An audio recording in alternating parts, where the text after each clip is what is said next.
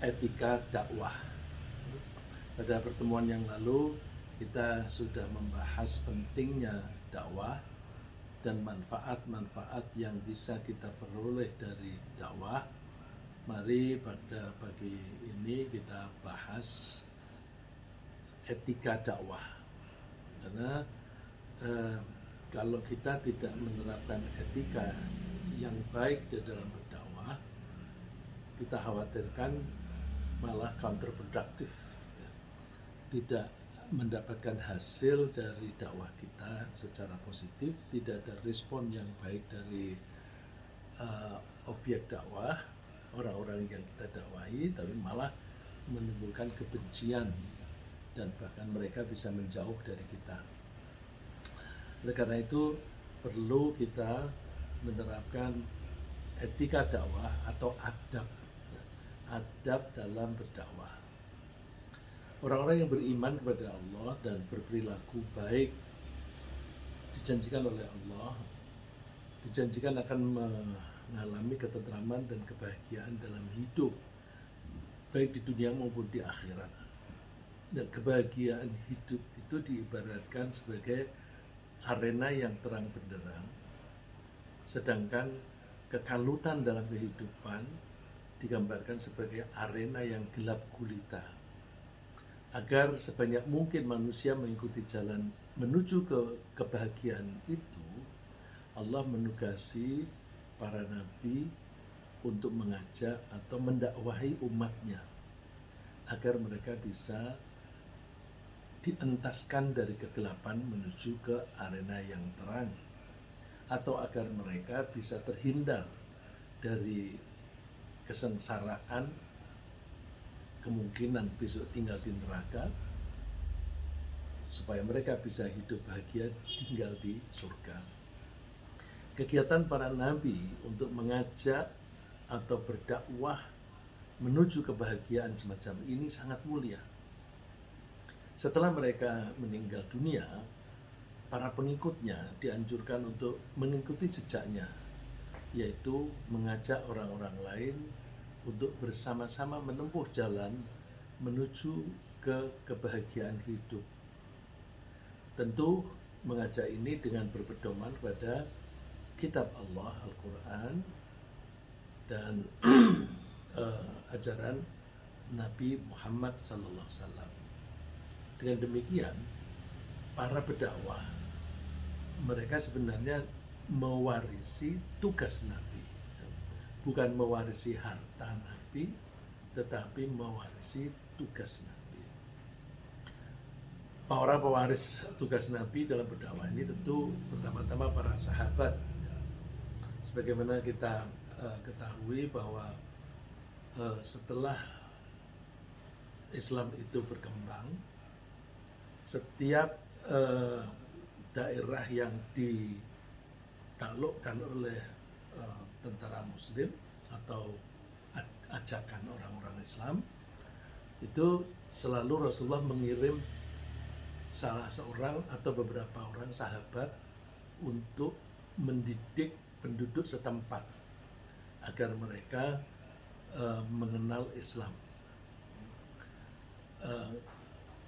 Tentu tenaganya menjadi banyak yang tersebar. Antara lain orang-orang yang hijrah dari Makkah ke Madinah tapi tidak mau tinggal di rumah-rumah. Padahal mereka itu kan dipersaudarakan oleh Rasulullah dengan para sahabat Ansor. Para sahabat Ansor itu mempersilahkan saudara-saudaranya yang dari Mekah atau teman-temannya dari Mekah supaya tinggal bersama mereka. Tapi mereka, para muhajirin ini, banyak yang lebih suka tinggal di masjid, yang kita kenal dengan sofah. Tempatnya mereka tinggal itu disebut sofah. Yang tinggal di masjid itu jumlahnya sampai 300-400 orang. Ya, kadang-kadang kalau sampai peaknya itu 400 orang. Mereka memilih tinggal di situ supaya kalau ada wahyu turun kepada Rasulullah SAW, mereka adalah yang pertama kali mendapatkan penjelasan dari Rasulullah SAW tentang wahyu itu. Juga dalam sehari-hari mereka ingin sholatnya selalu bersama dengan Rasulullah SAW, yang kemudian seringkali Rasulullah juga menyampaikan pesan, ya, barang 1-2 kalimat, tetapi itu adalah ilmu yang bisa mereka serap. Nah, ketika Makkah sudah takluk, kemudian Islam berkembang lagi ke arah utara dan juga ke arah selatan. Lalu Rasulullah menugasi orang-orang yang tinggal di masjid itu untuk berdakwah ke daerah Syria, daerah Lebanon, dan daerah-daerah sekitarnya yang waktu itu disebut daerah Syam, negara Syam. Kemudian karena mereka tersebar sampai penghuni masjid atau orang-orang yang tinggal di masjid itu tinggal sedikit sekali. Nah, itu untuk mereka melaksanakan tugas berdakwah kepada orang-orang yang tidak mengerti Islam supaya mereka mengerti Islam. Juga mengajari orang-orang yang sudah mengerti Islam tetapi ingin meningkatkan pengetahuannya dan ingin meningkatkan keimanannya. Nah, ini setelah mereka meninggal diganti oleh generasi penerusnya sampai dengan generasi kita. Maka kita mestinya terpanggil untuk berdakwah. Tugas berdakwah adalah mengentaskan orang dari kegelapan hidup ke hidup yang membahagiakan. Lebih jauh dari situ, mencegah supaya orang-orang tidak masuk neraka, tapi kita ajak masuk ke surga. Tentu sebelum kita mengajak mereka, kita sendiri berusaha supaya kita terbebas dari neraka, dan kemungkinan besar mudah-mudahan kita bisa masuk surga. Nah, pedomannya itu pakai Al-Quran. Di Al-Quran itu ada ajaran-ajaran yang bisa mengarahkan ke kehidupan yang baik. Sebagaimana firman Allah, Kitabun anzalnahu ilaika litukhrijan nasa minadh-dhulumati ilan nuri bi'idzni rabbihim ila siratil azizil hamid. Al-Quran ini adalah kitab yang kami turunkan kepadamu, Muhammad, agar engkau bisa mengeluarkan manusia dari kegelapan menuju ke terang atas izin Tuhan mereka. Jalan yang terang atau kehidupan yang terang itu adalah jalan yang menuju kepada Allah yang maha perkasa dan maha terpuji. Lalu karena dakwah itu merupakan kegiatan yang diwariskan oleh Nabi Muhammad SAW dan juga para nabi sebelumnya. Karena ketika kita berdakwah, kita di samping mengacu atau mencontoh yang diajarkan oleh Nabi Muhammad SAW, kita juga mengacu kepada cara-cara dakwah yang disampaikan oleh para nabi sebelumnya. Ya. Jadi kita harus mengikuti tata cara dan etika yang diterapkan oleh para nabi, termasuk Nabi Muhammad SAW. Berikut ini kita bahas sebagian dari tata cara dan etika para nabi dalam berdakwah. Tentu kita hanya bisa menyampaikan sebagian saja karena banyak sekali contoh dan ajaran mereka. Karena keterbatasan waktu, kita ambil yang insya Allah penting untuk kita ketahui. Yang pertama, karena para nabi termasuk Nabi Muhammad SAW itu diutus oleh Allah dalam rangka menyayangi umat manusia, maka kita harus mendasari dakwah kita dengan semangat kasih sayang. Nah, ini harus dipegang dulu pertama, ya. Karena Nabi Muhammad juga nabi-nabi terdahulu itu diutus oleh Allah sebagai ekspresi atau dalam rangka menunjukkan kepada umat bahwa Allah itu maha penyayang, bahwa Allah tidak ingin umatnya celaka, bahwa Allah tidak ingin umatnya itu sengsara baik di dunia maupun di akhirat, maka diutuslah para nabi itu. Maka pengutusan itu tujuannya adalah kasih sayang. Wa ma arsalnaka illa rahmatan lil alamin. Dan tidaklah kami mengutus kamu melainkan untuk menjadi rahmat bagi alam semesta. Di situ ada kata untuk, karena dikatakan rahmatan itu kalau tata bahasa Arab ini menggunakan isim masdar, dibaca nasab, dibaca tan. Nah ini kalau bahasa Indonesia keterangan tujuan atau adverb of purpose. Jadi tujuannya Allah mengutus Nabi adalah untuk menyayangi. Nah karena untuk menyayangi, maka kita jangan lupa ketika kita berdakwah mesti juga dalam rangka menyayangi. Ya. Nabi Muhammad SAW telah berhasil dalam dakwahnya karena beliau antara lain menerapkan semangat kasih sayang ini. Sehingga makin hari, makin banyak orang yang mengikuti dan mendukungnya. Kalau seandainya beliau itu tidak menerapkan semangat kasih sayang, tentu hasilnya akan sebaliknya.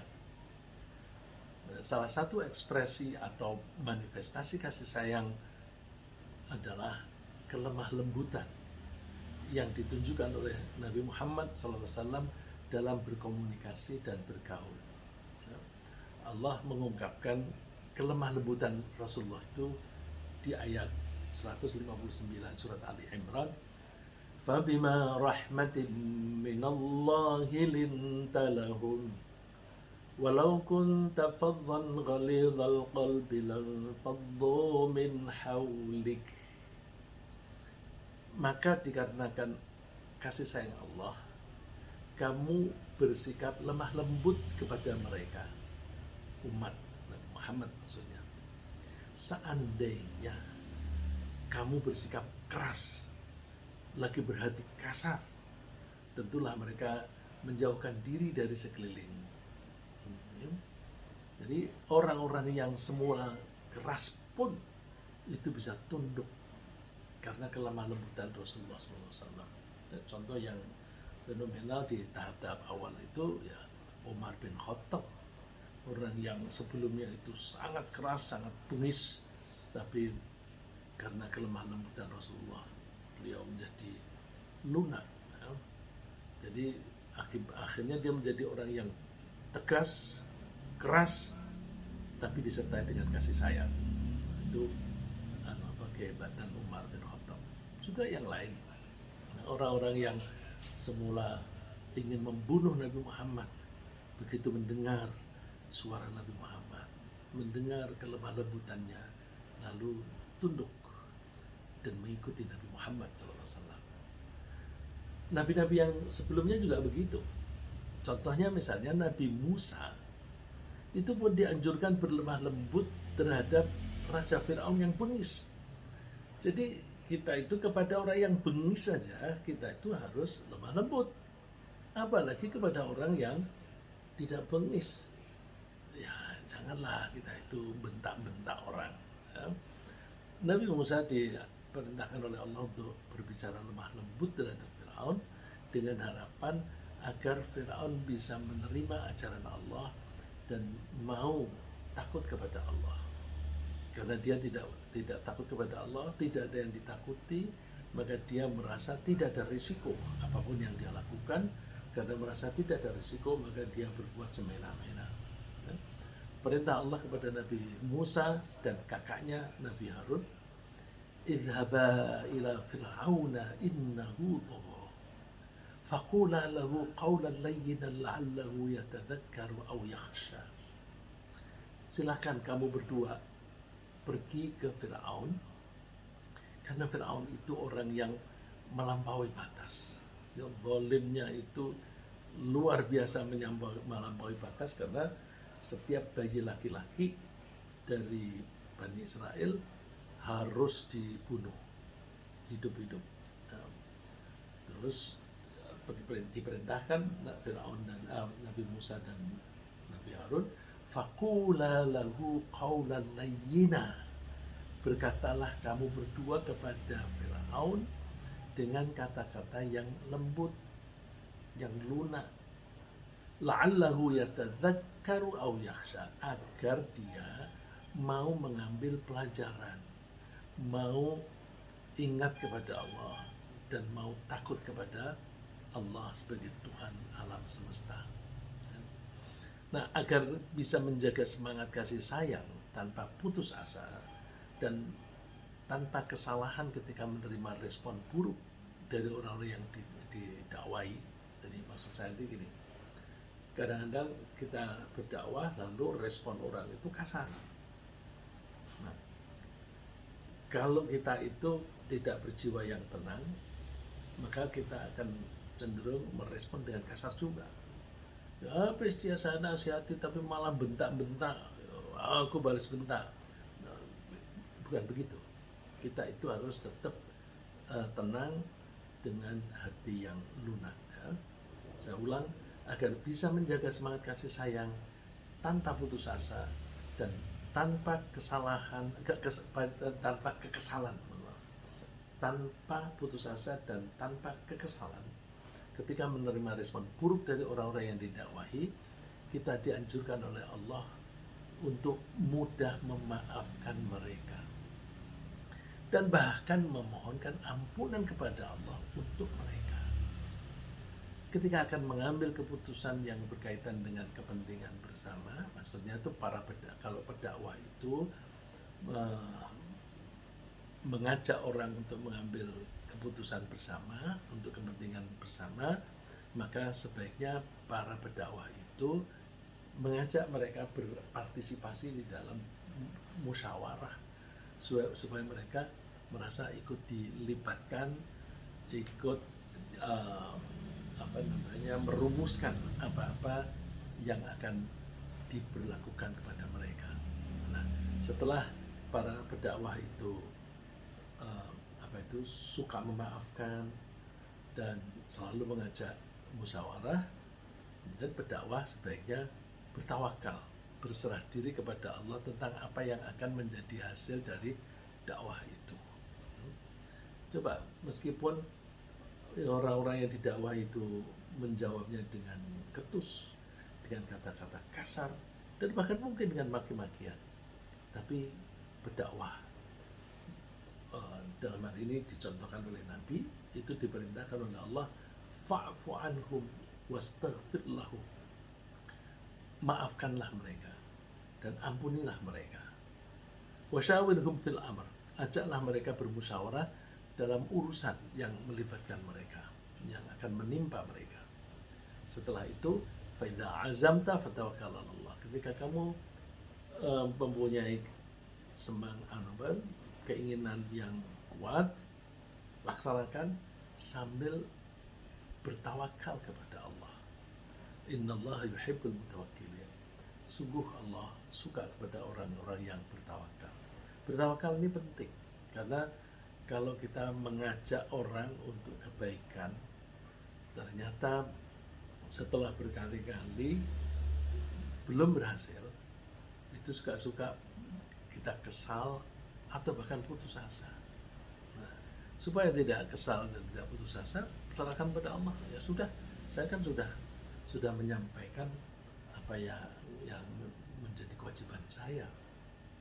Nah, terus kalau toh mereka itu berbuat buruk, maafkan saja.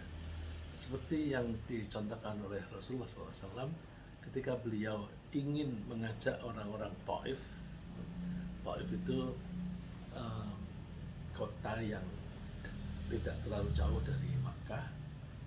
Nah, Rasulullah mencoba mau berdakwah ke sana, tapi ternyata sudah bocor atau ketahuan oleh orang-orang kafir Makkah.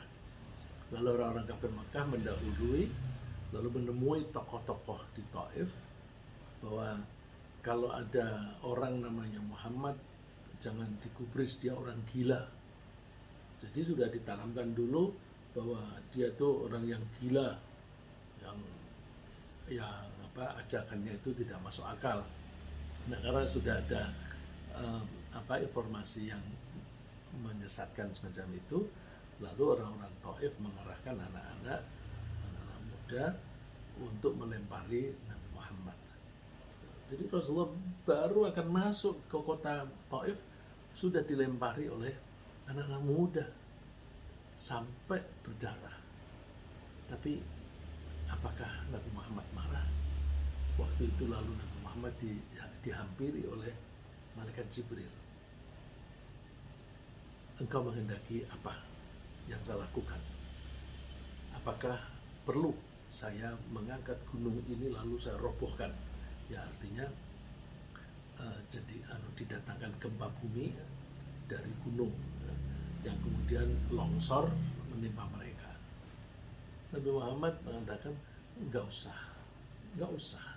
Semoga Allah mengampuni mereka. Malah Nabi Muhammad itu mendoakan mereka. Karena kalaupun mereka sekarang tidak mau, barangkali nanti anak-anak mereka nanti mau memeluk agama Islam atau mau beriman kepada Allah Ta'ala. Dan memang akhirnya setelah Makkah takluk, lalu orang-orang Taif tunduk, tetapi melalui perlawanan. Bukan Rasulullah yang menyerbu mereka, tetapi begitu Rasulullah itu diterima oleh orang-orang Mekah, tidak ada perlawanan. Terus orang-orang Taif khawatir kalau nanti Nabi Muhammad itu pengikutnya kuat, lalu menyerbu Taif. Sebelum itu mereka mendahului, lalu mereka mengirim tentara ke Makkah karena Rasulullah waktu itu sedang berada di Makkah. Lalu terjadilah peperangan di suatu tempat yang namanya Hunain, yang disebut perang Hunain. Tapi setelah itu mereka pada masuk Islam. Yang kedua, karena berdakwah itu berarti mengajak orang lain untuk meninggalkan kebiasaan lama.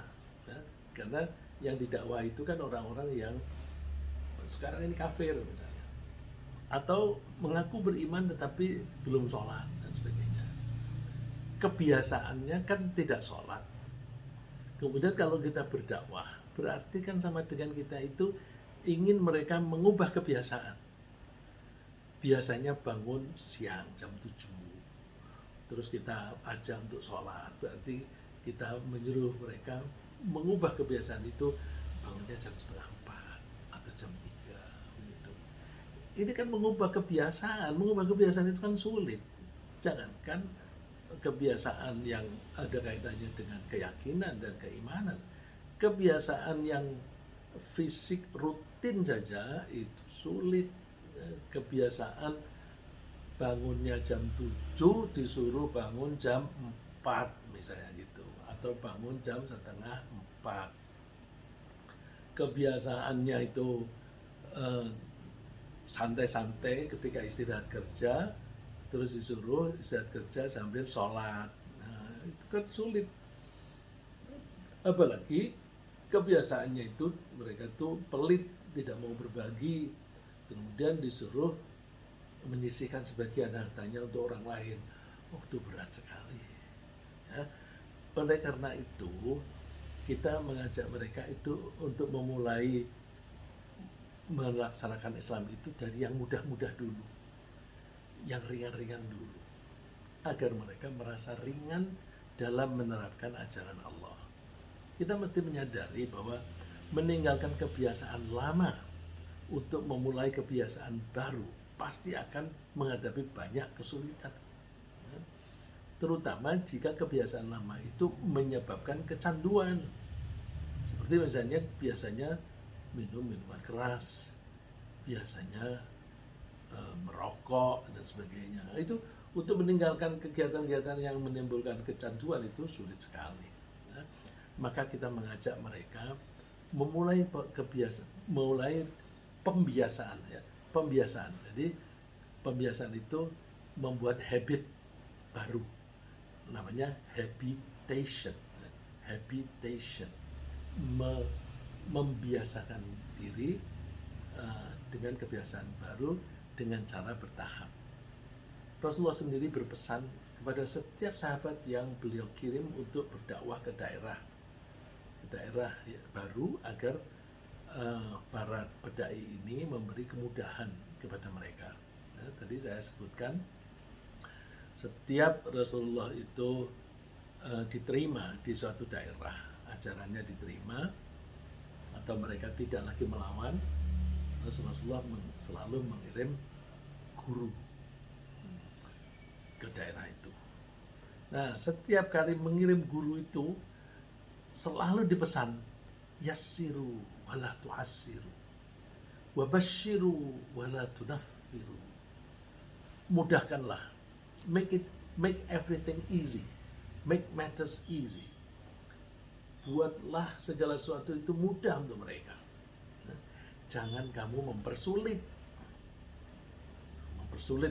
Kamu harus begini, kalau nggak gini nggak sah.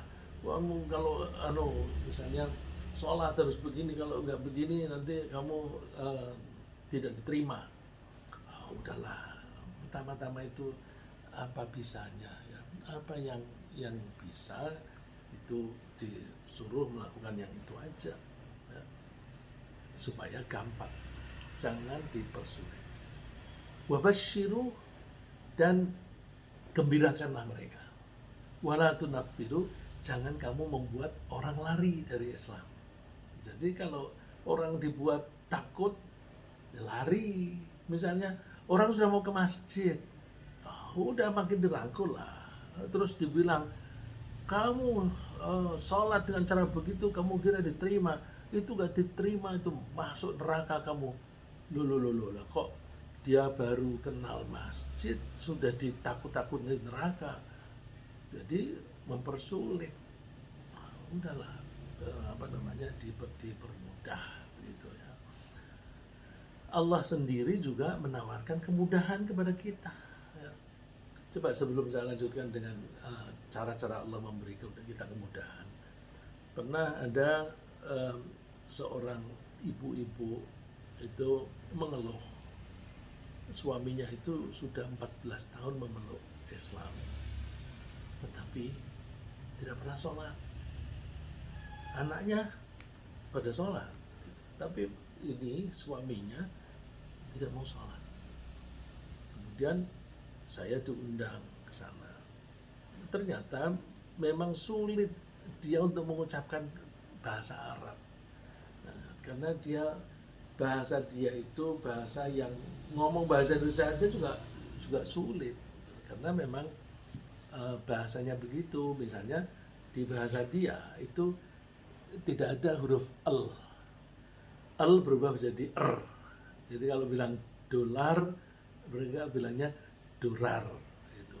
Nah, mulut kita ini kan bergantung pada kebiasaan. Terus ketika sholat harus membaca doa iftitah, membaca Al-Fatihah, membaca surat dan sebagainya. Sulit. Ketika saya tanya, kenapa sih kok kamu nggak mau sholat? Sulit. Bukannya aku tidak mau, tapi sulit. Nah, terus saya coba, begini loh, kamu nggak usah baca banyak-banyak kok. Ambil saja yang wajib-wajib. Yang wajib itu sedikit. Misalnya ketika kamu takbiratul ihram, Allahu Akbar, udah itu yang wajib. Ketika kamu ruku itu tidak harus bilang Allahu Akbar. Kalau kamu baca Allahu Akbar lebih baik. Sami Allahu liman hamidah itu tidak harus. Apalagi berdoanya. Kamu gerakan-gerakan saja nggak apa-apa. Tapi yang penting Allahu Akbar, terus baca Fatihah. Terus yang perlu diucapkan lagi itu tahiyat akhir. Coba sekarang kamu belajar itu. Terus dia bilang, nah kalau ini aku bisa. Mulai dia sholat. Jadi untuk tahap pertama, sudahlah baca itu yang wajib-wajib dulu, yang sunnah nanti bertahap. Bahkan para ulama itu berpendapat kalau misalnya dia tidak bisa melakukan sholat dengan bahasa Arab, dia bisanya pakai bahasa ibu, bahasanya sendiri, Untuk tahap pertama boleh pakai bahasanya sendiri. Nah, tentu tidak boleh diteruskan seterusnya. Itu hanya pada tahap ketika dia tidak bisa. Nanti pelan-pelan dia latihan, lalu tidak ada lagi soal bahasa selain Arab. Ya. Jadi kita mesti memberi kemudahan kepada orang yang kita dakwahi. Allah sendiri aja menawarkan kemudahan kok kepada kita. Misalnya, Allah memberi kita tugas hanya sebatas kemampuan kita. Allah memerintahkan kita sholat dengan berdiri jika kita mampu. Jika tidak mampu, kita boleh melakukannya dengan duduk. Jika tidak bisa duduk, kita boleh melakukannya dengan tiduran. Begitu pula misalnya ketika kita sedang bepergian jauh, bepergian itu kan melelahkan. Kita boleh mengurangi jumlah rakaat sholat dari 4 menjadi 2. Ya, sholat zuhur dikosor menjadi 2. Asar dikosor menjadi 2. Isya dikosor menjadi 2. Itu kan maksud bukti Allah lebih suka meringatkan pada kita. Misalnya lagi, di bulan Ramadan, lalu ada seseorang yang sakit atau sedang melakukan perjalanan jauh, dia boleh memilih untuk tidak berpuasa atau berpuasa pada hari itu. Asal nanti dia menggantinya di bulan lain. Artinya qadha puasa. Ya. Bagi orang yang tidak mampu lagi berpuasa karena umurnya sudah terlalu tua, atau dia mempunyai penyakit yang tidak ada harapan untuk sembuh, Allah tidak mempersulit dia harus puasa. Enggak usah puasa. Diganti aja dengan membayar fidyah. Jadi tidak lagi dia wajib puasa, tapi diganti dengan fidyah. Ya. Statementnya Allah ketika menerangkan boleh tidak puasa di bulan Ramadan ketika bepergian atau sakit, itu Allah menyebutkan yuridullahu bikumul yusra wa la yuridu bikumul usra. Allah menghendaki kemudahan untuk kamu dan tidak menghendaki kesulitan untuk kamu. Yang ketiga, termasuk etika berdakwah adalah kita tidak mengharapkan imbalan dari orang yang didakwahi. Kalau kita berdakwah, itu perjuangan, bukan sebagai profesi lalu kita minta imbalan. Itu namanya dagang.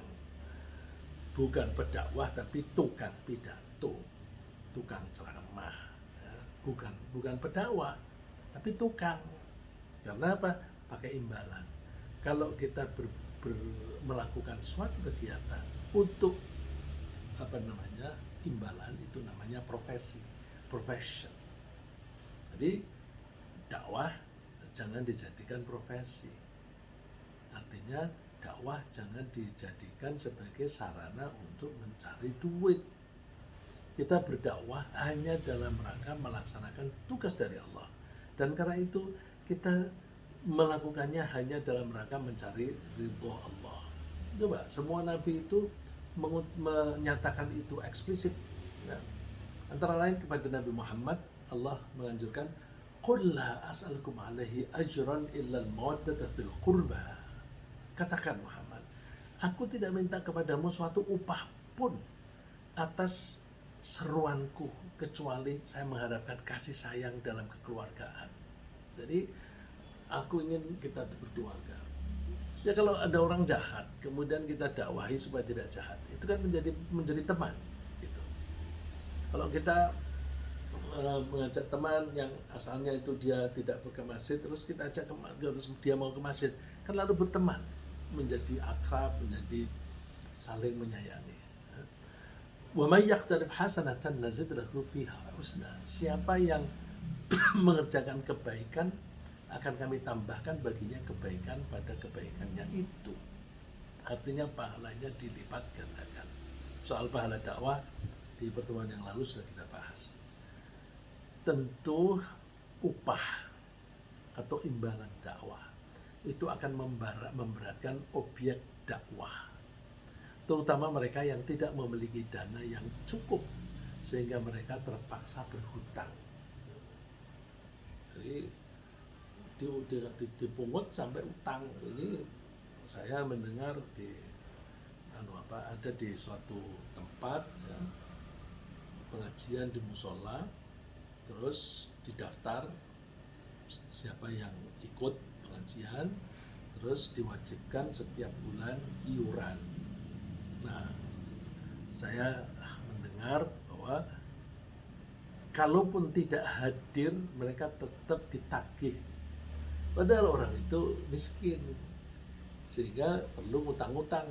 Oh, sekali kalau begitu relevan juga ini firman Allah. Amtas alhum ajron fahum min maghrumin muthqalun. Apakah engkau Muhammad meminta upah kepada mereka lalu mereka diberati dengan utang? Janganlah. Jadi pengajian itu nggak usah pakai pendaftaran, nggak usah pakai bayaran. Nah, saya mengharapkan pengajian kita juga begitu. Nggak ada wajib daftar. Nanti kalau wajib daftar nanti ada namanya, kemudian ditelepon, ini kalau belum bayar nih, nggak usah lah, nggak usah. Nggak ada pendaftaran, nggak ada bayaran apapun. Ya. Yang keempat, kita usahakan kita sudah melaksanakan apa yang akan kita anjurkan kepada orang lain. Kalau kita akan menganjurkan orang lain untuk sholat, kita sudah sholat sendiri. Kalau kita menganjurkan orang lain untuk sholat berjamaah, ya kita sudah sholat berjamaah sendiri. Dan kita sudah meninggalkan apa yang kita anjurkan kepada orang lain untuk meninggalkannya. Sehingga dengan demikian, kita itu sekaligus berperan sebagai contoh atau teladan. Sebagaimana Rasulullah SAW yang bisa kita teladani di bidang apapun. Rasulullah itu sebelum berdakwah sudah melakukan semuanya. Ya. Rasulullah menganjurkan kejujuran, Rasulullah jujur dan sebagainya. Jadi sehingga dengan demikian Rasulullah itu bisa menjadi contoh baik sebagai pemimpin atau sebagai orang yang peduli, yang empati kepada orang lain. Rasulullah itu orang yang kekeluargaannya itu orang sekarang mungkin tidak bisa meniru. Beliau itu dengan sahabatnya itu satu persatu tuh hafal namanya dan karakternya. Kalau kita seringkali di masjid, siapa itu? Wah, nggak tahu aku. Wah, nggak tahu itu. Apalagi kalau ditanya tentang latar belakangnya. Nah, Rasulullah itu tahu.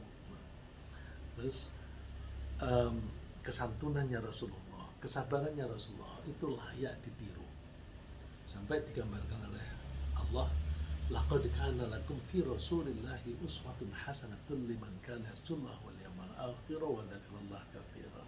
Sungguh telah ada pada kalian itu ada sosok utusan Allah Nabi Muhammad. Di situ ada uswatun hasanah, keteladanan yang baik.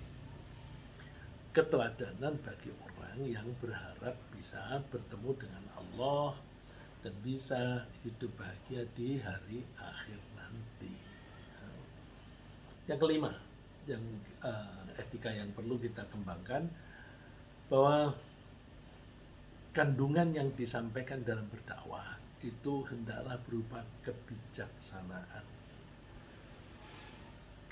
wisdom ya. Kebijaksanaan di sini bukan policy, tetapi wisdom. Hendaklah berupa kebijaksanaan yang bisa mendorong orang menjadi makin bijaksana dalam berperilaku dan berisi nasihat yang baik. Kalau diajak berbantah-bantahan oleh objek pajak, oleh objek dakwah, kita kalau bisa tidak usah berbantah-bantahan. Tapi kalau diajak berbantah-bantahan, ya kita meresponnya dengan cara yang sebaik-baiknya. Jadi berbantah-bantahan itu tidak baik. Ud'u ila sabili rabbika bil hikmati wal mau'izatil hasanah. Ajaklah mereka, serulah mereka ke jalan Tuhanmu dengan hikmah, dengan bijaksana atau dengan kebijaksanaan. Hikmah itu di sini bisa berarti sikap yang bijaksana, tapi juga bisa berarti hikmah itu ilmu yang banyak. Artinya yang disampaikan itu berupa ilmu yang banyak dan nasihat-nasihat kebaikan. Wajadilhum billati hiya ahsan. Kalau mereka minta mengajak bantah-bantahan, bantah malah mereka dengan cara yang baik. Allah melarang kita berbantah-bantahan dengan orang non-muslim. Kenapa? Dua pihak yang bantah-bantahan itu cenderung mempertahankan keyakinannya sendiri sambil menyerang keyakinan orang lain. Itu karakternya bantah-bantahan, si A dan si B. Kalau bantah-bantahan itu si A akan mempertahankan keyakinannya, menyerang keyakinan si B. Si B sebenarnya juga demikian. Nah, karena mereka saling menyerang, maka mereka saling mempertahankan diri. Nah, ini kalau pedang misalnya, tentu yang lawannya itu kan akan memakai perisai. Jadi daripada aku luka kena pedang, aku tahan pakai perisai. Kalau kita berbantah-bantahan menyerang orang lain, itu ibaratnya kita siap memukul dengan pedang. Maka dia akan menangkisnya dengan perisai. Dia menolaknya. Jadi tidak akan efektif. Karena orang itu akan mempertahankan diri. Saya tuh kadang-kadang mengumpamakannya begini. Orang punya kue yang enak atau pisang goreng yang enak sekali. Terus si A ini mempunyai makanan yang enak diberikan kepada si B, tapi caranya tidak baik. Dilempar. Melemparnya itu yang kalau kena itu bisa sakit gitu. Begitu dilempar, tentu dia akan menangkis atau menghindar. Nah, meskipun omongan ini berupa nasihat, berupa ilmu yang bermanfaat, tapi kalau menyampaikannya seperti ibaratnya seperti dilempar tadi, akan ditangkis, nggak akan efektif. Ya. Akibatnya pesan yang akan disampaikan meskipun baik itu akan ditolak. Dengan demikian dakwahnya tidak akan efektif. Allah melarang, wala tujadilu 'alal kitabi illa billati hiya ahsan. Kamu jangan berbantah-bantahan dengan ahlul kitab. Ahlul kitab itu istilah untuk orang yang dulu pernah menerima kitab, yaitu Yahudi dan Nasrani. Kecuali kalau kamu berbantah-bantahan dengan cara yang paling baik. Itu buat ilal ladzina dzalamu minhum, kalau mereka zalim. Kalau mereka tidak zalim, ya nggak usah berbantah-bantahan lah. Kita sesama muslim aja juga begitu. Kadang-kadang kan orang menyampaikan keyakinannya bahwa ini benar, lalu terus dengan cara bantah-bantahan lalu menuduh, oh itu kamu kafir, kamu bid'ah begitu. Orang akan menolak gitu. Jadi tak usahlah dengan cara yang seperti itu. Wa qulu amanna billadzi unzila ilaina wa unzila ilaikum wa ilahuna wa ilahukum wahid wa nahnu lahu muslimun. Katakan kepada ahlul kitab bahwa kami mengimani apa yang diturunkan kepada kami dan kami mengimani yang diturunkan kepada kalian. Artinya kitab yang diturunkan kepada Nabi Musa dan Nabi Isa. Kita orang Islam harus percaya pada kitab itu, kitab yang asli ya. Terus katakan Tuhan kami dan Tuhan kalian itu sama kok, satu, dan kita semua tunduk kepadanya. Jadi artinya kita lebih mencari persamaan, bukan mencari perbedaan. Ya. Lagi cara yang keenam, memberi sedekah kepada orang yang kita dakwahi itu bagus. Orang yang kita dakwahi, kalau dia orang yang belum masuk Islam atau yang baru masuk Islam, itu kan namanya mu'alaf. Mu'alaf itu tidak harus yang sudah masuk Islam. Oh dia sudah mu'alaf, berarti sudah masuk Islam. Mu'alaf itu termasuk yang belum masuk Islam. Mu'alaf itu orang yang kita harapkan akan masuk Islam atau mau melaksanakan Islam. Berarti sudah masuk Islam tapi belum melaksanakan. Itu mu'alaf. Ya. Jadi memberi sedekah kepada objek dakwah, terutama mereka yang perlu dilunakkan hatinya, nah disebut mu'alaf, sebagaimana dicontohkan oleh Rasulullah SAW ketika beliau pulang dari perang Hunain pada tahun 8 Hijrah. Ketika beliau dan para pasukan tiba dan istirahat di Jirona. Jadi setelah perang, ini yang tadi saya bilang Taif tadi, orang-orang Taif itu begitu Rasulullah menaklukkan Mekah, mereka menyerbu Nabi Muhammad ketika masih ada di Mekah.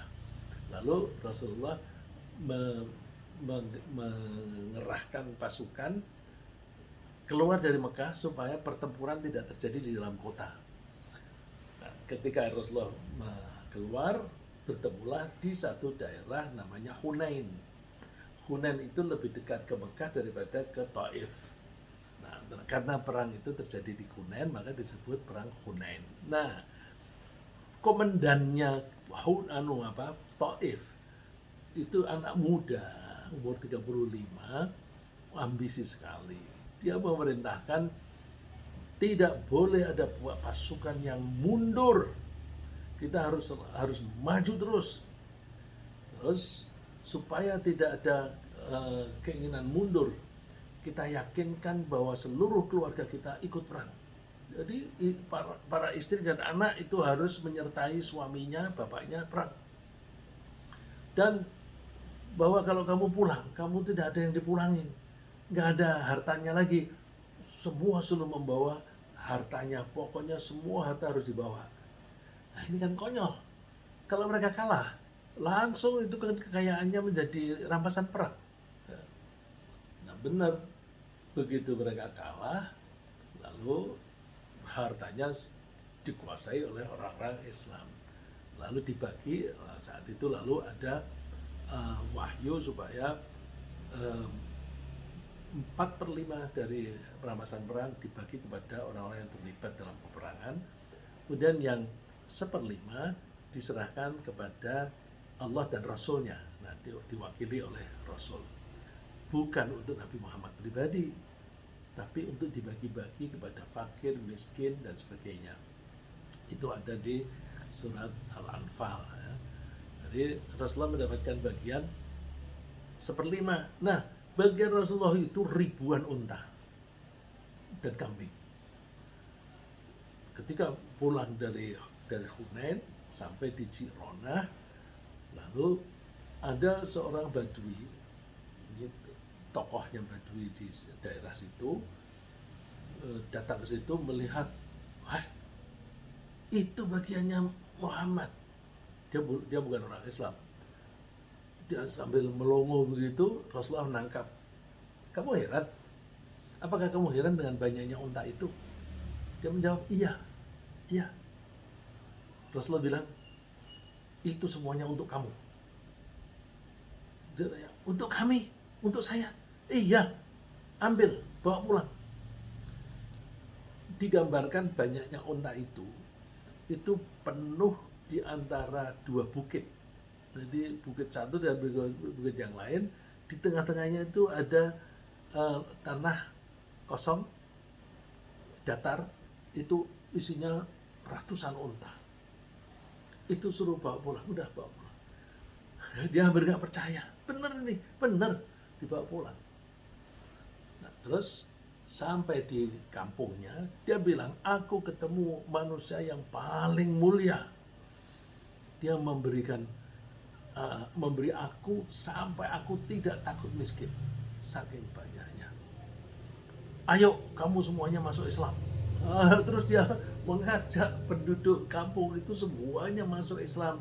Nah ini mu'alaf. Jadi mu'alaf itu tidak harus sudah baca syahadat. Yang kira-kira diharapkan dia bisa masuk Islam itu sudah mu'alaf. Dan ini sedekah yang diberikan oleh Rasulullah kepada mereka, kemudian mereka pada masuk Islam. Ya. Ada hadisnya yang saya cantumkan, tapi saya tidak cantumkan di situ, hanya dialog dalam bahasa Indonesia. Yang ketujuh, pendakwah itu mesti menghindari kesombongan, menghindari kebencian. dan menghindari kedengkian. Karena orang yang sombong, pembenci dan pendengki itu tidak akan disukai orang lain, termasuk objek dakwah. Sehingga dakwahnya tidak akan efektif. Ya. Coba deh, kita itu manusia itu kan diberi harga diri. Setiap orang pasti punya harga diri. Misalnya ada seorang presiden maki-maki kepada orang rakyat jelata. Nanti kan ya rakyat jelatanya tersinggung dan marah. Mentang-mentang jadi presiden. Pasti begitu. Karena setiap orang itu di dalam hatinya ditanamkan harga diri. Terus kalau ada orang sombong, itu orang itu kan merasa bahwa dia lebih tinggi daripada orang lain. Kalau dia merasa lebih tinggi, berarti orang lain dianggap lebih rendah. Orang sombong itu sama dengan menghinakan orang lain, maka pasti dibenci. Nah, kalau berdakwah kok sombong, ya pasti akan dibenci. Rasulullah melarang, la tahasadu, wa la tanajashu, wa la tabaghadu, wa la tadabaru, wa la yabi' ba'dukum ala bai'i ba'd, kunu ibadallahi ikhwana, dan seterusnya. Artinya, janganlah kalian saling dengki, jangan melakukan persaingan dalam pembelian. Misalnya orang menawar 100.000, aku berani 110 deh. Itu overpricing, ya. Meningkatkan harga, bersaing dengan orang lain, itu nggak boleh. Jangan saling membenci, jangan saling membelakangi, dan sebagian dari kalian jangan menjual apa yang dijual saudaranya, menjual apa yang dijual oleh saudaranya. Ini jadi kalau ada orang lagi menjual sesuatu, kemudian dia menawarkan, punyaku aja ini lebih murah. Nah, itu namanya menjual apa yang dijual oleh orang lain. Orang Muslim itu bersaudara, maka tidak boleh saling mendolimi, tidak boleh saling menghina, tidak boleh mendustakan, tidak boleh menyombongi. Ya, maka Rasulullah menganjurkan bertakwalah. Takwa itu ada di sini, sambil Rasulullah itu menunjuk ke dadanya. Terus bahwa orang Islam terhadap orang Islam itu mesti saling menghormati. Misalnya darahnya itu haram, nggak boleh dialirkan. Hartanya juga haram, artinya harta orang lain itu jangan direbut. Kalau direbut itu menjadi haram.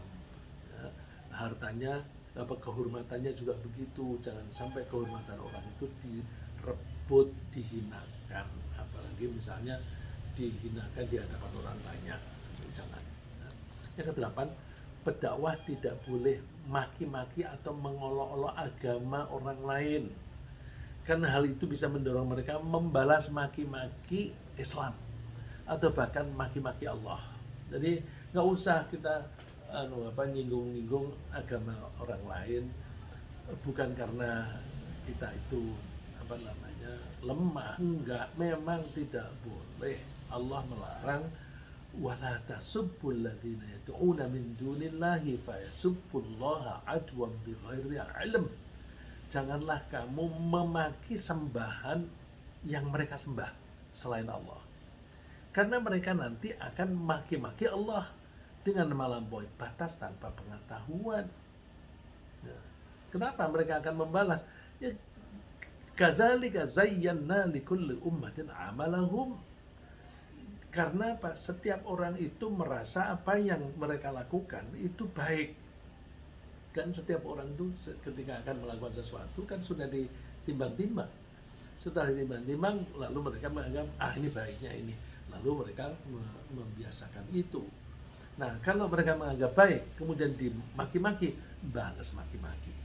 Nah, jadi nggak usahlah kita maki-maki agama lain.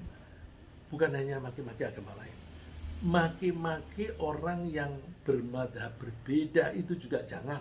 Nah, ini ada kecenderungan di kita, maki-maki orang yang tidak semadhab dengan dia, dituduh kafir, dituduh bid'ah, itu tidak mengikuti etika yang baik, tidak beretika. Kalau beretika, jangan maki-maki, jangan menyalahkan orang lain, apalagi seagama hanya berbeda aliran, berbeda pola pikir. Udah, biarkan aja. Jadi jangan menyalah-nyalahkan orang lain, nanti jadinya eksklusif. Kalau itu eksklusif sama dengan memecah belah Islam. Ya. Saya kira sementara begitu, jadi berdakwah itu mesti dengan kasih sayang, seperti yang dilakukan oleh Nabi Muhammad SAW. Etika berdakwah antara lain menawarkan kemudahan, tidak minta imbalan, bertindak sebagai tauladan, dan dakwah mesti berisi kebijaksanaan dan nasihat. Kita didorong untuk bersedekah kepada objek dakwah, dan kita hindari kesombongan dan olok-olok. Semoga Allah menjadikan kita pendakwah yang santun.